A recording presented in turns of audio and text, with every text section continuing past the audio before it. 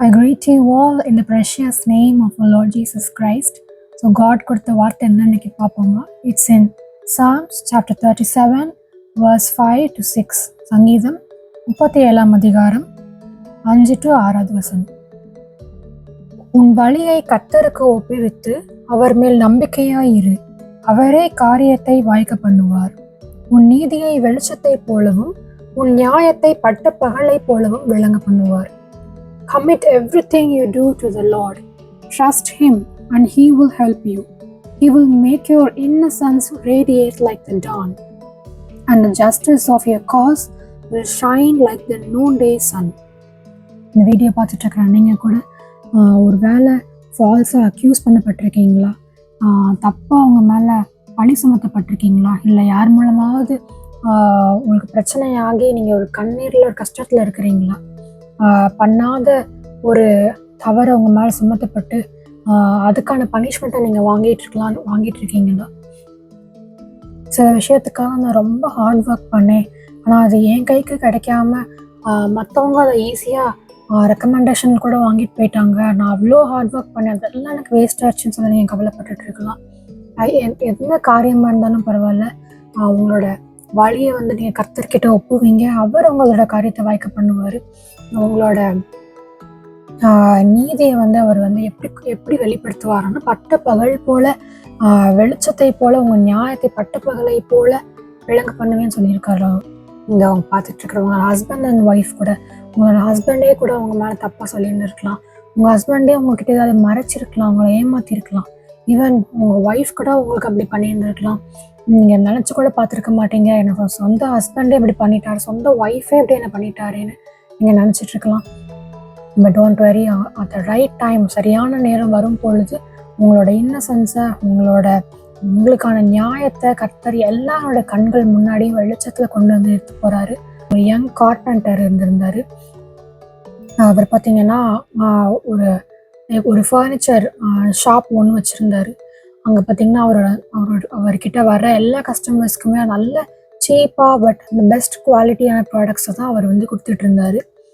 நல்லா அவரோட பிஸ்னஸ் போயிட்டுருக்கும் பொழுது அவருக்கு ஒரு காம்படிட்டராக ஒருத்தர் எழும்பி அதே மாதிரியே காப்பி பண்ணி ஒரு பிஸ்னஸ் ஸ்டார்ட் பண்ணார்.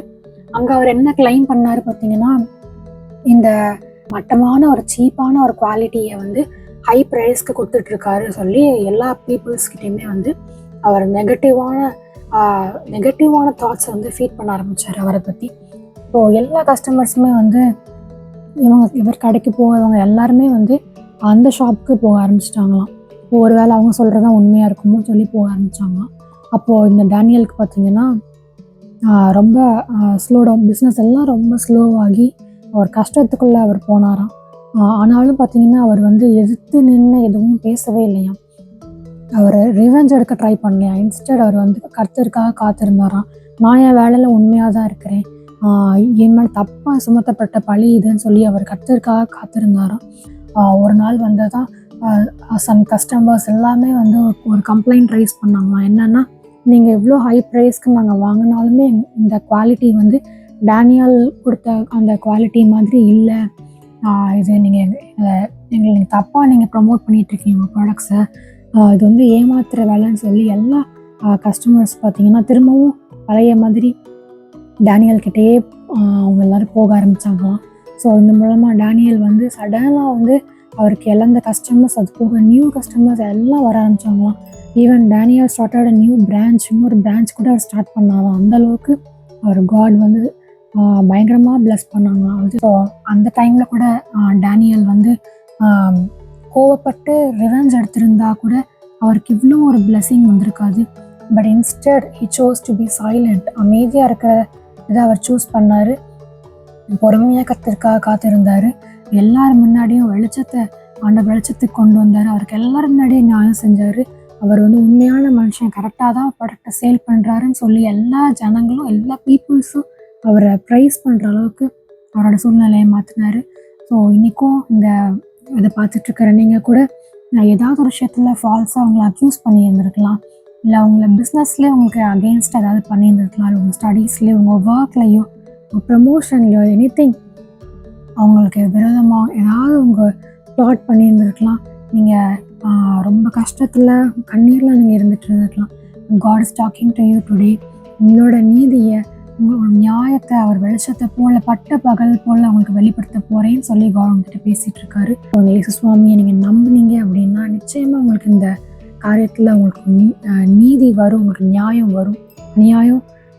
அநியாயமாக நடந்த இந்த விஷயம் உங்களுக்கு நியாயம் கண்டிப்பாக உங்களுக்கு கிடைக்கும். ஸோ இயேசு சுவாமி நம்புனீங்க அப்படின்னா I would like to pray for you. So please pray with me. Dear Father, I thank for this wonderful word, Lord. சுவாமி, இந்த வீடியோ பார்த்துட்டு இருக்கிற ஒவ்வொரு வியூவர்ஸ்க்காகவும் நான் ப்ரேயர் பண்ணுறேன். சுவாமி, அந்த உங்களுக்கான நியாயத்தை நீங்கள் செய்யுங்க சுவாமி. சீக்கிரமாக உங்களுக்கு அந்த உங்களோட நீதியையும் நியாயத்தையும் நீங்கள் உங்களுக்கு கொடுங்கப்பா. வெளிச்சத்தில் கொண்டு வந்து நிறுத்துங்க சுவாமி. இதெல்லாம் மறைமுகமாக இருக்குதோ எல்லாத்தையும் ஆண்டவரே நீங்கள் வெளிச்சத்தில் கொண்டு வாங்க. அவங்களோட நியாயம் ஆண்டவரே வெளிச்சத்தில் காணப்படணும் சுவாமி. Everybody should see it, Lord. ஆண்டவரே, உங்களுக்கு நீங்கள் நீதி செய்ய போகிறதுக்காக நன்றி சுவாமி. Bless each and every people, Lord, in the name of Jesus we pray. Amen.